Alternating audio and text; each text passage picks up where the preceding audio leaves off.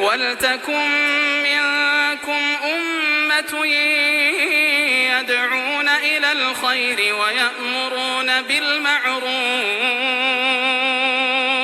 وَيَأْمُرُونَ بِالْمَعْرُوفِ وَيَنْهَوْنَ عَنِ الْمُنكَرِ وَأُولَئِكَ هُمُ المفلحون. ولا تكونوا كالذين تفرقوا واختلفوا من بعد ما جاءهم البينات وأولئك لهم عذاب عظيم. يوم تبيض وجوه وتسود وجوه فأما الذين اسودت وجوههم أكفرتم بعد إيمانكم فذوقوا العذاب بما كنتم تكفرون. وأما الذين ابيضت وجوههم ففي رحمة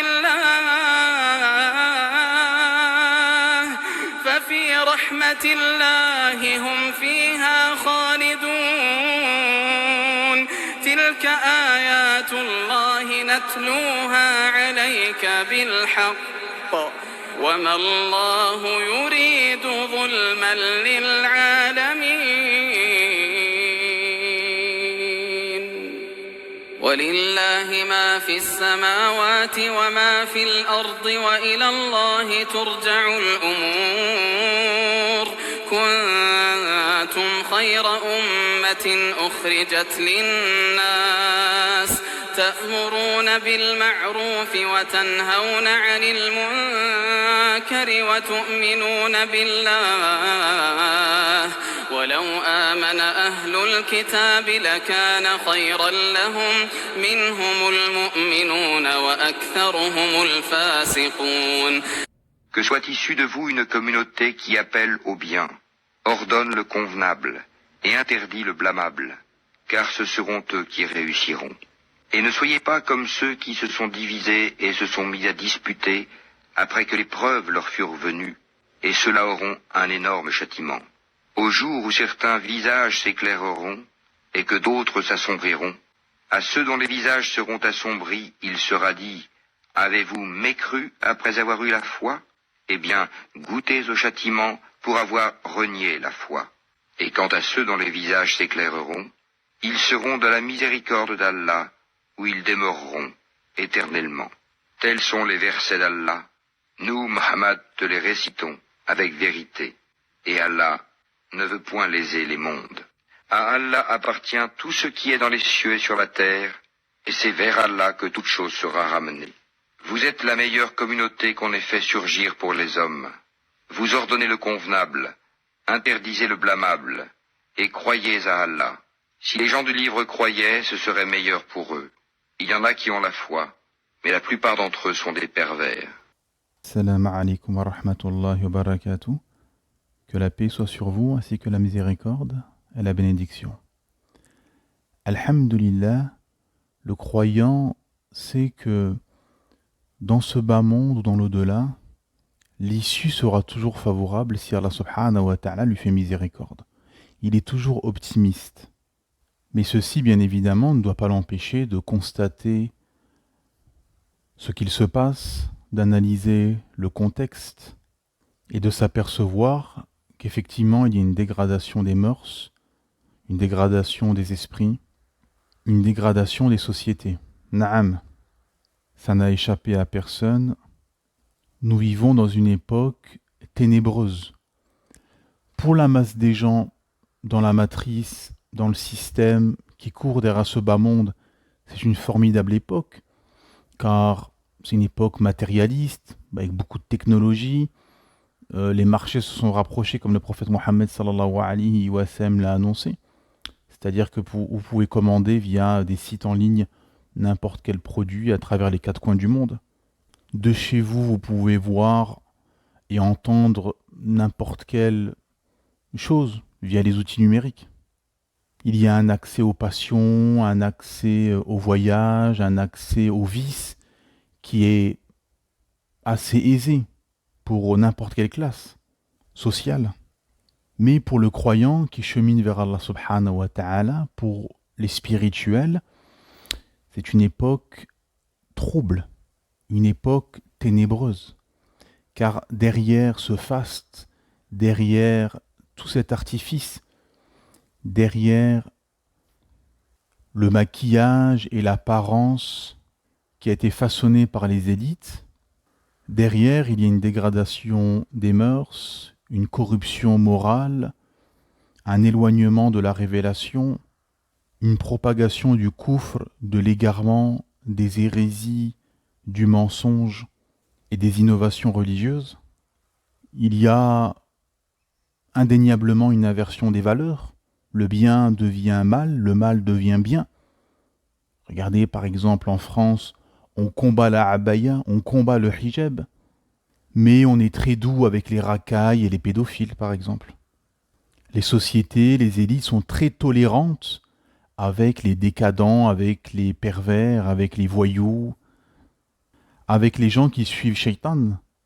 Mais par contre, les sociétés, les familles, les gens, les élites sont très durs avec les spirituels, avec les croyants et les croyantes qui se battent pour appliquer la révélation, qui se battent pour se soumettre à leur créateur Allah subhanahu wa ta'ala.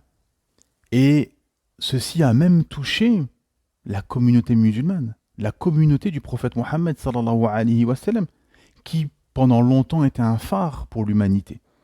Quand il y avait le khalifa islamique, le monde musulman était un phare de repères moraux, de repères dogmatiques, de repères idéologiques pour l'humanité. Le monde prenait exemple sur les musulmans.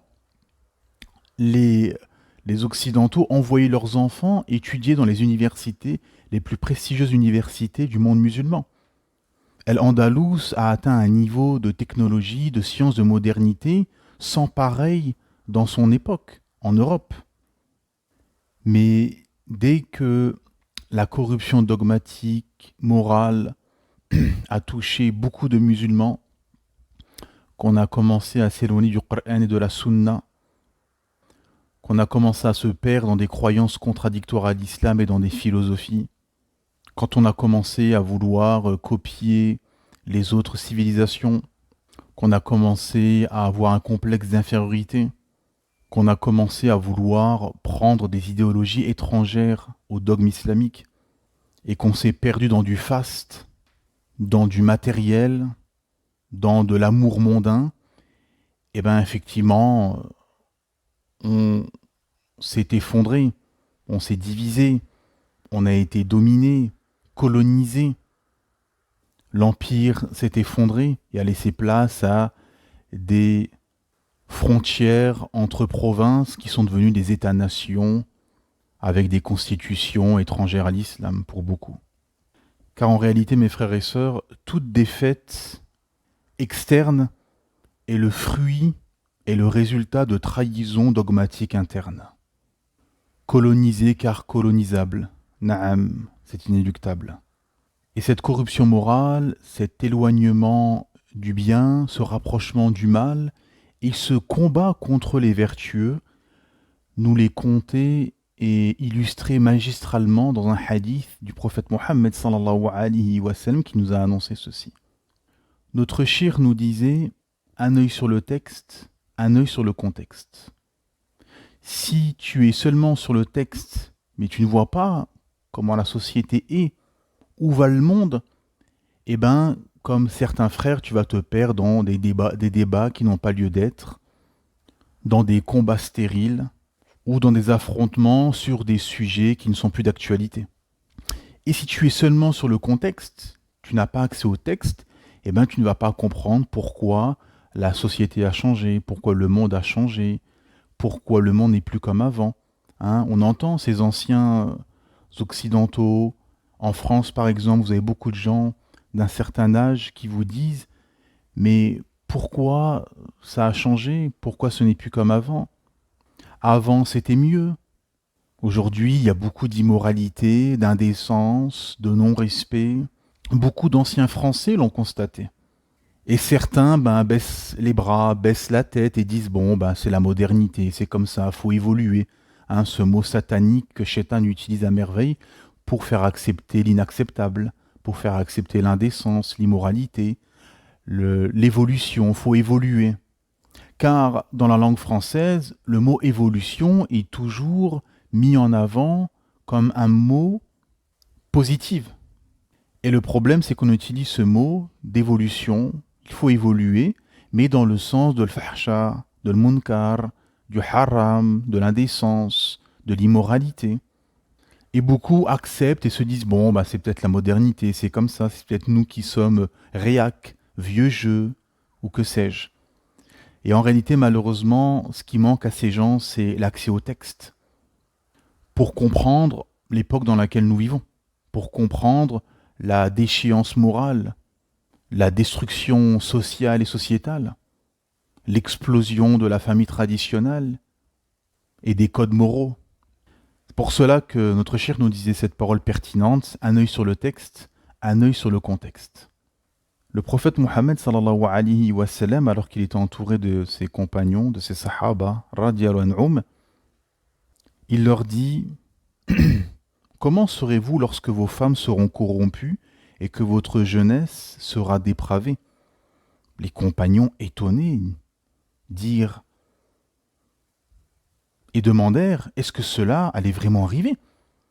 Le prophète Mohammed sallallahu alayhi wa sallam leur dit « Pire encore que cela ». Et les compagnons étonnés se demandèrent « Mais qu'est-ce qui est un pire que cela ?» Il leur dit « Vous allez cesser al-amr bil ma'rouf wa an-nahy 'anil munkar » Vous allez cesser le fait d'ordonner le bien et de blâmer le blâmable. Et les compagnons qui étaient jaloux pour leur din, qui étaient jaloux pour l'islam, qui étaient jaloux pour le halal et le haram, qui étaient jaloux pour la sharia d'Allah subhanahu wa ta'ala, et qui se sont battus, qui ont sacrifié leur sang, leur personne et leur bien dans le sentier d'Allah subhanahu wa ta'ala pour pouvoir changer les choses, pour pouvoir que cet islam se propage dans le monde, et qui était farouche dans le fait d'autoriser le bien et de blâmer le blâmable, était étonné de cette inversion des valeurs. Ils dirent encore une fois, nous allons vraiment faire ceci, nous les musulmans, nous allons abandonner le fait d'autoriser le bien et de blâmer le blâmable. Et il dit, pire encore que cela. Et as-sahaba, étonnés de dire, et se demandèrent, qu'est-ce qui est encore pire que cela? Vous allez faire l'inverse. Vous allez appeler au mal et vous allez combattre le bien. Vous allez appeler au mal, vous allez faire la promotion du mal et vous allez combattre le bien. Vous allez empêcher les gens d'accéder au bien et vous allez persécuter ceux qui vont appeler au bien. Subhanallah azim. C'est-à-dire que non seulement vous n'allez pas appeler au bien, mais vous allez combattre le bien, vous allez appeler au mal, mais en plus, les quelques lumières qu'il restera dans cette époque ténébreuse, les quelques élus d'Allah subhanahu wa ta'ala qui vont autoriser le bien et blâmer le blâmable, et bien même ceux-là, vous allez leur barrer la route. Ceux-là, vous allez les condamner. Dans une version, vous allez même les tuer. Vous allez les combattre.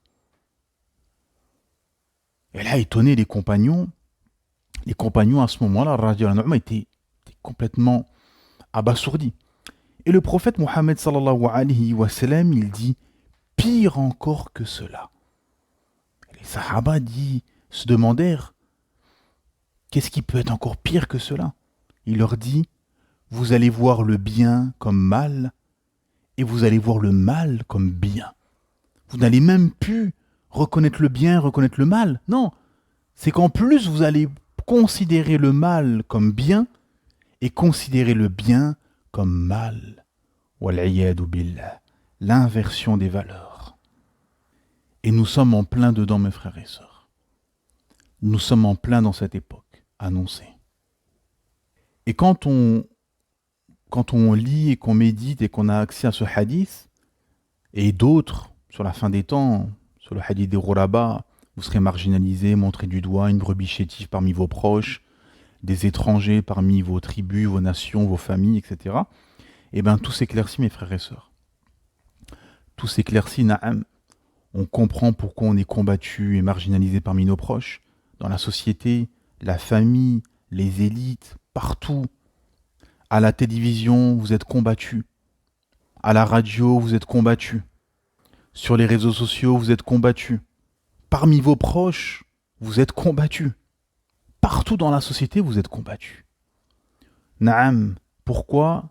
Car nous sommes arrivés à un niveau de corruption généralisée, où le monde est complètement à la dérive. Le monde est complètement asphyxié et aspiré par la matrice, par le système des hommes, par l'idolâtrie sous toutes ses formes. L'idolâtrie selon Pharaon, le fait de s'ériger comme une divinité, beaucoup de gens sont érigés comme des divinités sur les réseaux sociaux. Beaucoup d'influenceurs, beaucoup de gens se sont mis en avant, de stars, de gens connus, etc. Et qui se sont érigés en divinité. Beaucoup ont érigé leur nefs, leur ego, en divinité. Je pense, je crois, selon moi. Des musulmans, beaucoup qui se réclament de l'islam. Vous leur dites, mais qala Allah, qu'est-ce qu'a dit Allah? Qu'est-ce qu'a dit son messager? Oui, mais moi, selon moi. Oui, mais je pense. Oui, mais. Et qu'est-ce que nous dit Allah subhanahu wa ta'ala dans les versets qu'on a entendus au début? Au 105e signe de la sourate 3, Ali Imran. Traduction dans le sens, Allah ta'ala nous dit: et ne soyez pas comme ceux qui se sont divisés et se sont mis à disputer après que les preuves leur furent venues. Subhanallah azim. La précision des ayats du Coran et des hadiths annoncés par le messager d'Allah sallallahu alayhi wa sallam. Nous vivons tous les jours ces textes. Nous vivons ces textes, mes frères et sœurs. Beaucoup se sont perdus.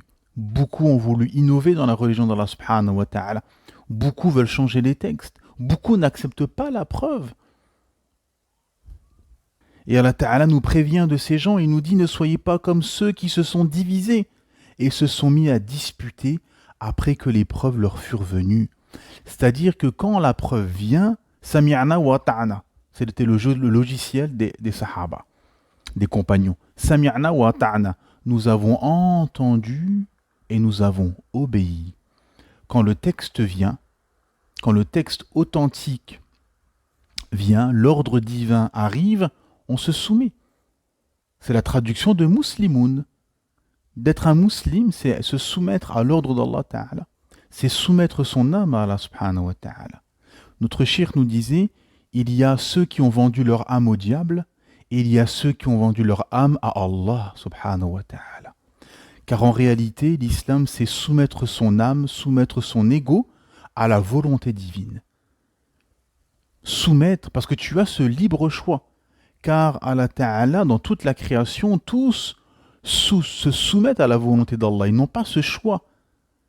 Car la volonté d'Allah Ta'ala s'impose sur toute la création, sur toutes les créatures.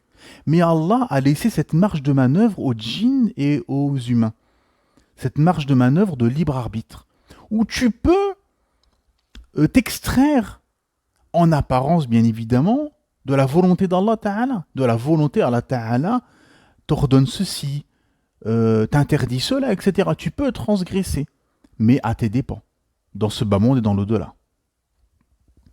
Car à la fin du verset, Allah Ta'ala nous dit: et ceux-là auront un énorme châtiment. Ne soyez pas comme ceux qui se sont divisés, se sont mis à disputer après que les preuves leur furent venues, et ceux-là auront un énorme châtiment. Wal'iyadu billah. Et donc dans ce hadith, na'am, on voit une corruption morale très profonde. Et on voit la progression. Et on voit très bien que c'est ce qui est arrivé à la communauté musulmane à travers l'espace et le temps. C'est-à-dire qu'on a commencé à cesser d'autoriser le bien et de blâmer le blâmable.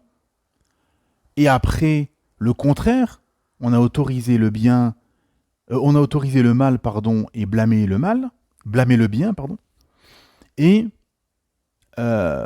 considérer le bien comme mal et le mal comme bien.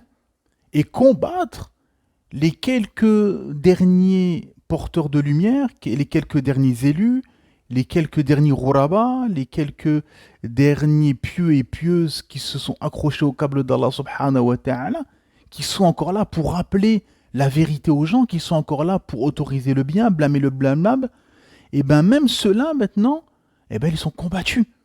Ils sont jetés en prison, ils sont assassinés, ils sont moqués, marginalisés. On ne marie pas leurs filles. On ne donne pas ses filles à ces gens. On ne donne pas ses fils à ces femmes. On les boycotte dans la société. Non, lui, il est trop religieux. Non, elle est trop religieuse. Parce que vous dérangez. Vous dérangez car vous êtes encore ces lumières vivantes qui rappellent Dieu. Vous rappelez Dieu dans la société. Que ce soit dans des terres non islamiques, en Occident, les musulmans rappellent Dieu dans des sociétés complètement aseptisées, athéisées. Et dans les pays musulmans, ces lumières rappellent à quel point beaucoup de gens se sont égarés de la sunna, se sont éloignés du droit chemin, sont partis dans des corruptions sociales, telles les pots de vin et autres corruptions. Et donc tu déranges.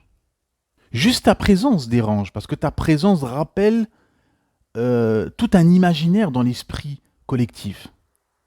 Rappelle que telle personne, ça lui rappelle tel péché, telle personne, ça lui rappelle telle désobéissance, telle personne, ça lui rappelle une phrase qu'on lui a dit il y a longtemps sur son égarement ou sur sa corruption, etc. Comme vous êtes arrivé dans un état de conscience spirituelle, que vous essayez de propager cette vérité, eh ben vous faites inconsciemment conscientiser les gens. Mais les gens ne veulent pas de conscience spirituelle. Les gens veulent être dans l'insouciance de l'émotion et des passions. C'est ça la réalité profonde. Les gens veulent se complaire dans cette insouciance d'émotion, de passion, de déviance, de vice, de perversion. Pour plein de raisons, notamment le confort.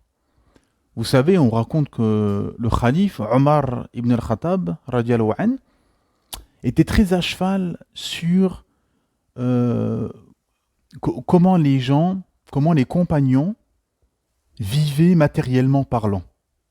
On raconte qu'il allait à la rencontre des émirs qu'il avait mis par-ci et par-là, voir comment ils vivaient. Et quand il voyait que les émirs ou que les compagnons, même lambda, qui n'étaient pas émirs, avaient quelques matériels chez eux, que ce soit des tapis, que ce soit telle ou telle chose, eh ben il était là à être contre ceci. Et leur faisait la morale, alors que c'était halal ce qu'ils avaient, ce qu'ils faisaient. Mais Omar, il voyait loin. Il disait, vous êtes des exemples. Vous, les compagnons du prophète Mohammed, sallallahu alayhi wa sallam, vous êtes les exemples et vous serez les exemples pour l'éternité, pour tous les croyants et les musulmans qui allaient venir par la suite. Et les gens vont vous prendre comme exemple. Et si vous prenez un peu de la dunya, les gens après vont prendre beaucoup de la dunya. Et on va se perdre dans cette dunya. Car Omar ibn Khattab savait très bien l'annonce du messager d'Allah sallallahu alayhi wa sallam sur ça, sur l'ouverture de la dunya. Ce fameux hadith, quand il dit « Je n'ai pas peur », le prophète Mohammed sallallahu alayhi wa sallam dit « Je n'ai pas peur pour vous la pauvreté, mais j'ai peur pour vous que la dunya s'ouvre à vous. J'ai peur pour vous la richesse. J'ai peur que vous devenez des matérialistes, en gros. » Le prophète Mohammed sallallahu alayhi wa sallam n'avait pas peur pour nous la pauvreté, il avait peur pour nous la richesse. Qu'elle nous perde. Et il dit, comme elle a perdu les communautés d'avant vous. Car inéluctablement, le confort, l'opulence, le matériel, eh ben, peut, c'est pas automatique, mais peut, et souvent ça amène ceci, eh ben, ça amène du laxisme, de la corruption, de la complaisance, c'est très dangereux. Beaucoup de matériel, beaucoup d'argent.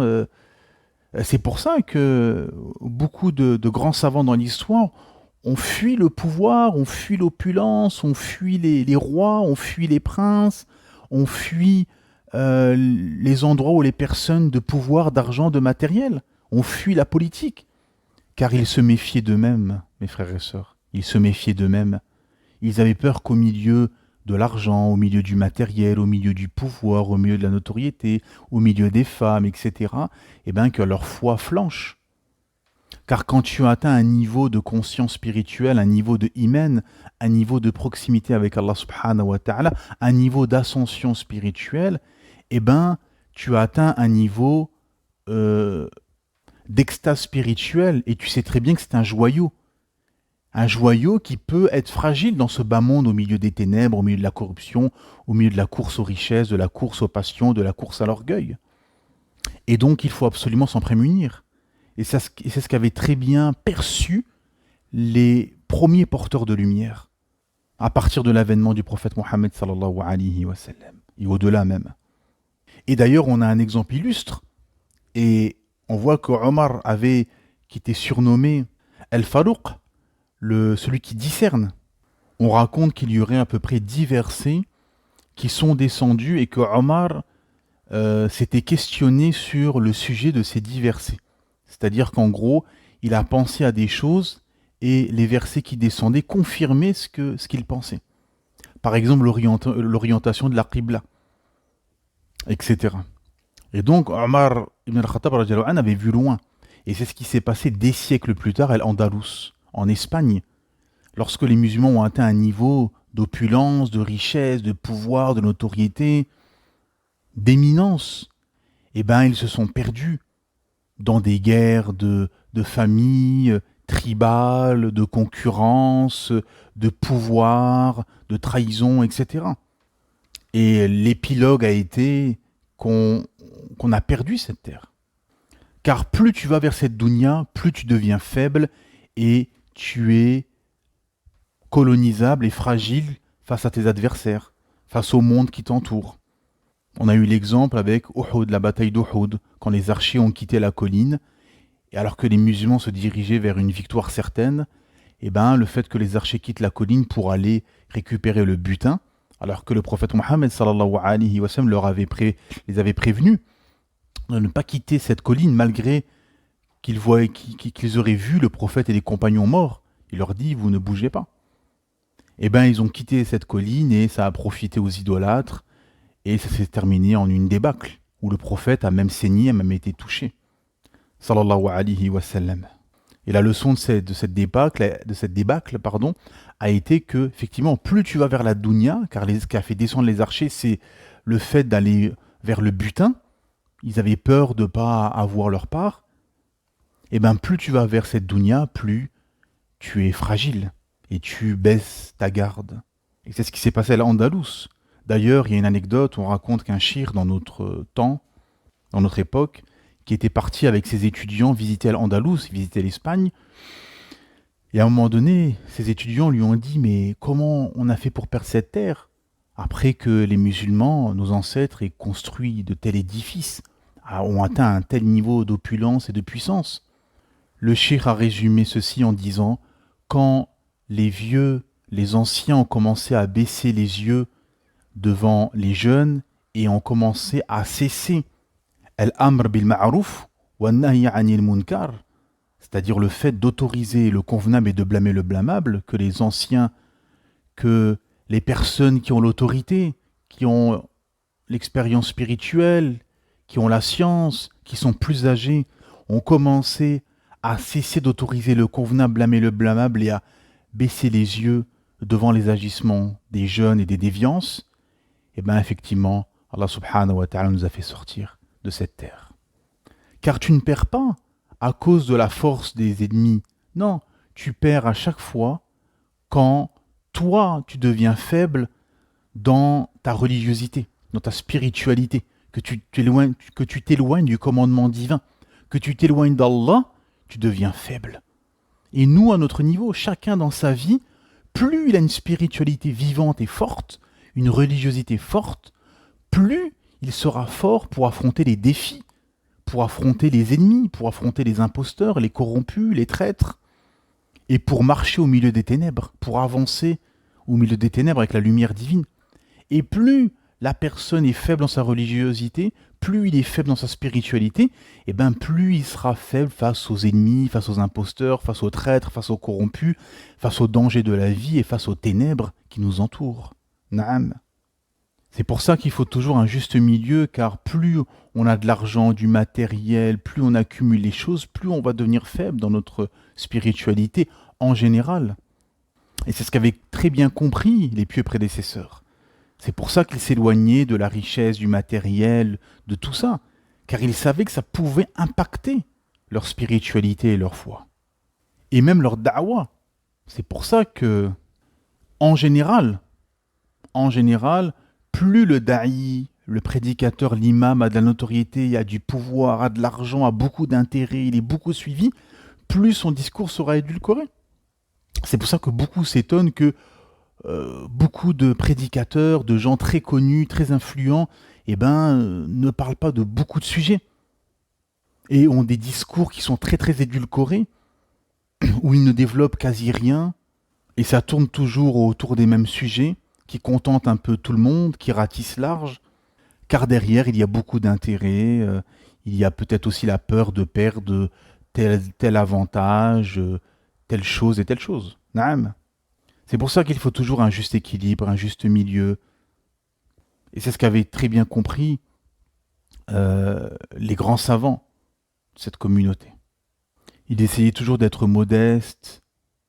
Certains refusaient, beaucoup d'adeptes dans leur cours.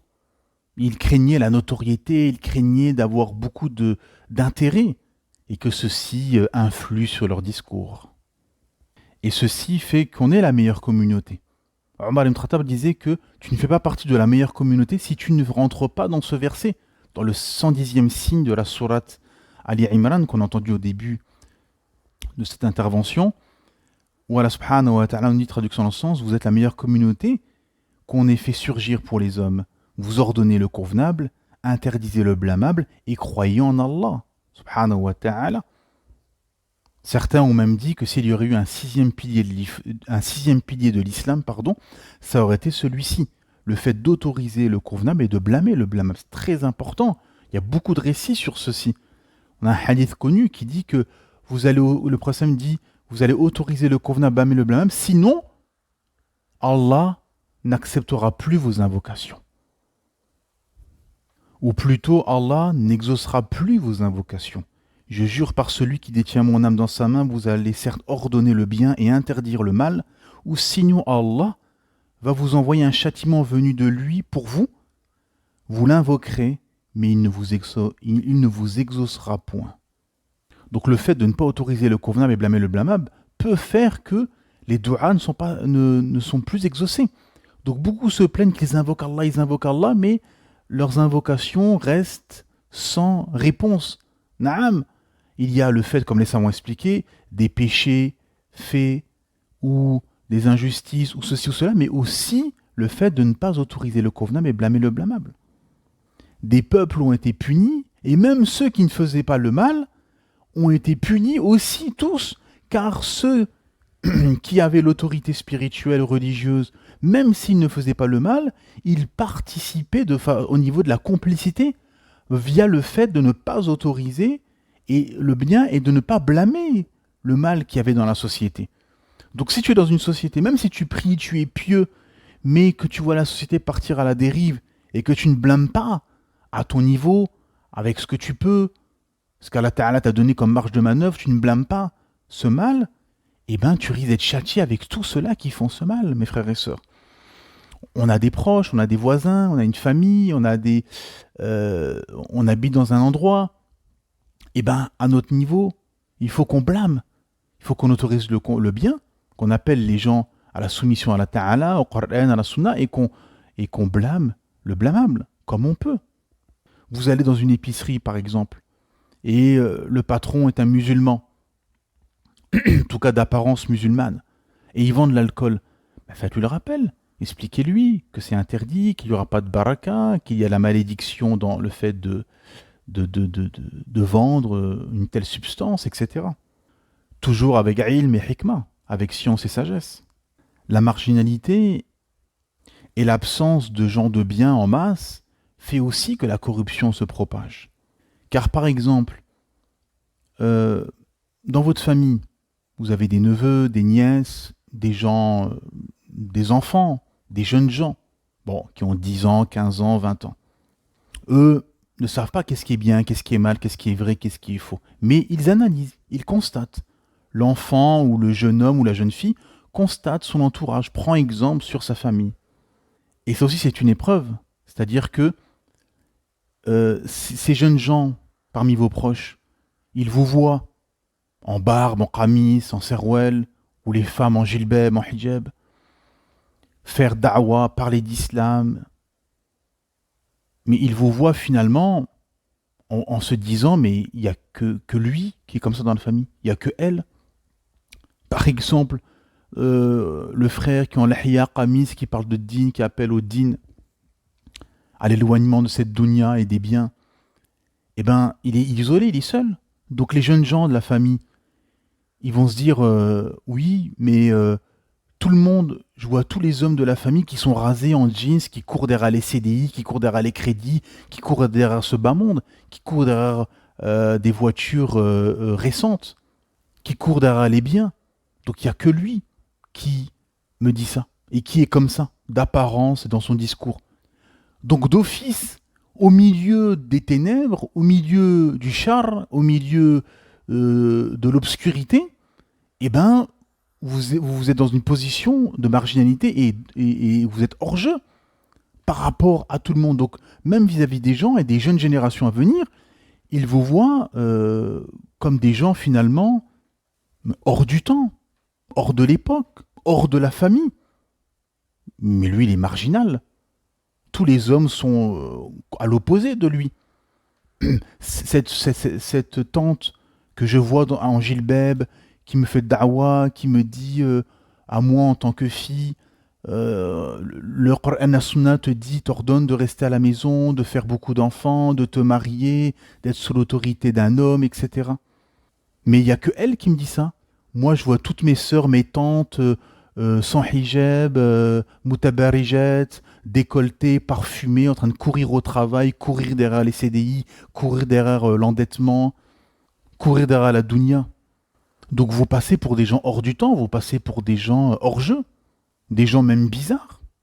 C'est ça aussi l'épreuve de la marginalité, l'épreuve d'El-Ghuraba, l'épreuve d'être un gharib ou une ghariba. C'est que comme tout le monde, comme notre cheikh nous disait, tu nages à contre-courant.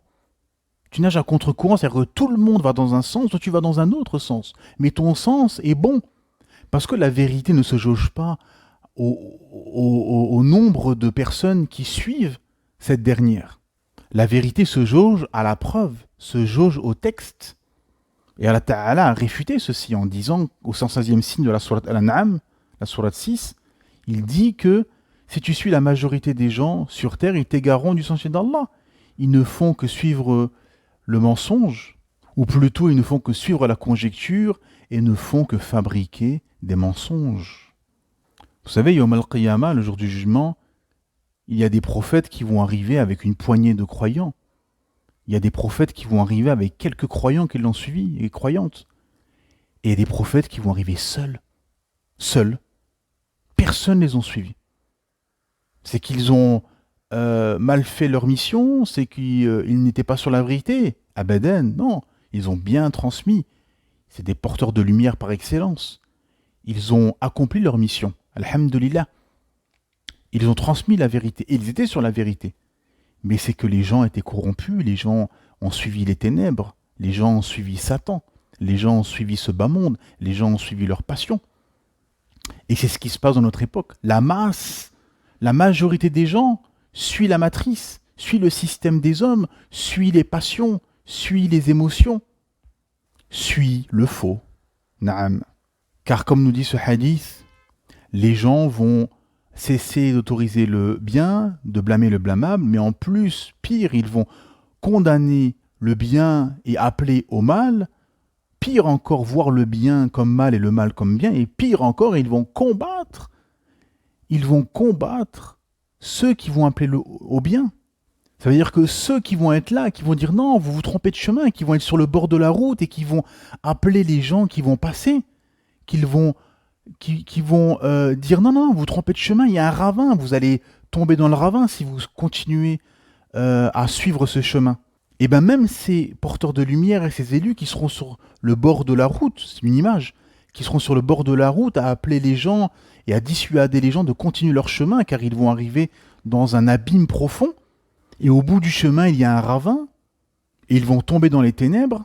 Et bien même ces porteurs de lumière qui vont appeler sur le bord de la route, et bien il y aura des lieutenants de Satan qui vont venir pour les empêcher, qui vont mettre des murs devant eux, des pancartes, et qui vont faire du bruit, et qui vont les pousser, qui vont les dissuader et qui vont les empêcher d'appeler les gens au bien. Subhanallah azim. La ilaha illallah, Muhammad Rasulullah. Allah subhanahu wa ta'ala nous a tout expliqué dans son Coran et dans la sunna de son messager sallallahu alayhi wa sallam. Il nous dit, ô les croyants, craignez Allah comme il doit être craint et ne mourrez qu'en pleine soumission et cramponnez-vous tous ensemble au câble d'Allah et ne soyez pas divisés et rappelez-vous le bienfait d'Allah sur vous. Lorsque vous étiez ennemis, c'est lui qui réconcilia vos cœurs, puis par son bienfait, vous êtes devenus frères. Alors que vous étiez au bord d'un abîme de feu, c'est lui qui vous en a sauvé. Ainsi Allah vous montre ces signes afin que vous soyez bien guidés. Que soit issue de vous une communauté qui appelle au bien, ordonne le convenable et interdit le blâmable, car ce seront eux qui réussiront. Alhamdulillah, ceux qui vont s'accrocher, les élus, les porteurs de lumière à la fin des temps qui vont s'accrocher et qui vont autoriser le convenable, blâmer le blâmable, en dépit et envers contre tous. Allah Ta'ala nous dit, c'est eux qui réussiront. Et ne soyez pas comme ceux qui se sont divisés et se sont mis à disputer après que les preuves leur furent venues, et ceux-là auront un énorme châtiment. Le jour où certains visages s'éclaireront et que d'autres s'assombriront, à ceux dont les visages seront assombris, il sera dit, avez-vous mécru après avoir eu la foi, et bien goûté au châtiment pour avoir renié la foi. Et quant à ceux dont les visages s'éclaireront, ils seront dans la miséricorde d'Allah, où ils demeureront éternellement. Tels sont les versets d'Allah que nous, Allah, Mohammed, récitons avec vérité, et Allah ne veut point léser les mondes. À Allah appartient tout ce qui est dans les cieux et sur la terre, et c'est vers lui que toute chose sera ramenée. Vous êtes la meilleure communauté qu'on ait fait surgir pour les hommes, vous ordonnez le convenable, interdisez le blâmable et croyez en Allah subhanahu wa ta'ala. Na'am, alhamdulillah, ceux qui s'accrocheront à la vérité auront bien évidemment l'épreuve de tous les porteurs de lumière, de tous les élus, de tous ceux qui se sont accrochés au câble d'Allah subhanahu wa ta'ala, l'épreuve des méfaits des gens, des corrompus et des ténèbres de ce bas monde, mais ils auront la satisfaction éternelle dans l'au-delà. Quant à ceux qui auront profité d'une jouissance trompeuse et qui auront suivi la masse égarée, qui auront suivi les normes sociales, la pression sociale, qui auront baissé la tête devant les gens et qui auront préféré la satisfaction des gens au détriment de la colère d'Allah subhanahu wa ta'ala, eh bien seront les perdants. Allah subhanahu wa ta'ala, à la fin de la sourate Al-Hashr, la sourate 59, l'Exode, nous appelle à la crainte de lui. Ô vous qui avez cru, craignez Allah, et que chacun voit bien ce qu'elle a avancé pour demain, et craignez Allah, car Allah est parfaitement connaisseur de ce que vous faites. Et ne soyez pas comme ceux qui ont oublié Allah. Allah leur a fait oublier leur propre personne. Ceux-là sont al-fasiqoun, ceux-là sont les pervers. Ne seront pas égaux les gens du feu et les gens du paradis? Les gens du paradis sont eux les gagnants. Et si nous avons fait descendre ce Coran sur une montagne, tu l'aurais vu s'humilier, se fendre par crainte d'Allah. Et ces paroles, nous, Allah, les citons aux gens afin qu'ils réfléchissent. Alhamdulillah, une fois qu'on a accès à ces textes, le contexte s'éclaircit. Et nous pouvons agir en conséquence. Que la paix, la miséricorde et la bénédiction soient sur vous, mes frères et sœurs.